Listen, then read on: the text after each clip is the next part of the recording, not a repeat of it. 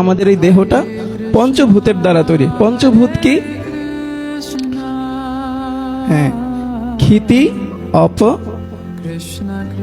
তেজ, মরুত, বোম, মানে এগুলো সংস্কৃত শব্দ। তো বাংলায় হচ্ছে মাটি, জল, আগুন, বায়ু, আকাশ। তো এই সমস্ত উপাদান দ্বারা আমাদের এই শরীরটা তৈরি। তো এটা একটু অবাক লাগতে পারে যে কি ব্যাপার, মাটি দিয়ে তৈরি কিন্তু কাটলে বের হয় রক্ত, মাটি দিয়ে কি করে তৈরি হয়? হ্যাঁ, তো আসলে এইটা হচ্ছে, এই দেহটা হচ্ছে ওই সমস্ত বস্তুর একটা বিকারগ্রস্ত হয়ে এই অবস্থাটা হয়েছে।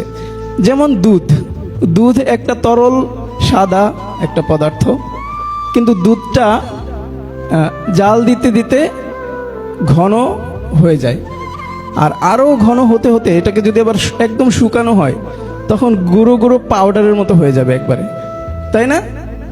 তাহলে দেখেন, দুধটা ছিল তরল আর হয়ে গেল একেবারে পাউডার। তো মানে ওইটা বিকারগ্রস্ত হয়ে আরেকটা রূপ ধারণ করেছে, কিন্তু মূল উপাদানটা দুধ। ঠিক একইভাবে আমাদের দেহের মূল উপাদান এই পাঁচটা: মাটি, জল, আগুন, বায়ু, আকাশ। যে কঠিন পদার্থগুলো আছে সেটা হচ্ছে মাটি, আর তরল পদার্থ আছে আমাদের শরীরে, সেটা জল দ্বারা তৈরি।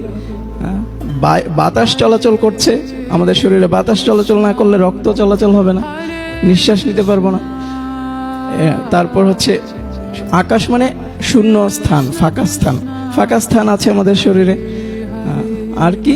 আগুন, আমাদের শরীরে তাপ আছে বলেই খাদ্য হজম হয়ে যায়। তারপরে যে তাপমাত্রা আমরা দেখি অনেক সময় তাপ বেড়ে যায়, তার মানে আমরা এই পাঁচটা উপাদান যে আছে এটা তো আমরা বুঝতে পারছি একদম নিশ্চিতভাবে। তো এইভাবে এই পাঁচ উপাদান দ্বারা আমাদের দেহটা তৈরি হয়েছে, কিন্তু আমরা সেটা ভুলে গেছি। আমরা ভাবছি আমরা দেহ, এবং এই পাঁচটা উপাদান কিন্তু আবার মিশে যাবে প্রকৃতির সাথে, মৃত্যুর সাথে সাথে। মৃত্যুর কিছুদিন পরেই প্রকৃতির সাথে আবার মিশে যাবে, কিন্তু আমার স্বরূপ সেটা একই থাকবে।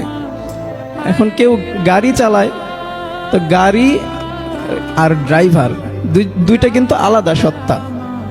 ড্রাইভার যদি ভাবে আমি গাড়ি, তাহলে সেটা তো ঠিক হলো না, এটা হচ্ছে অজ্ঞানতা।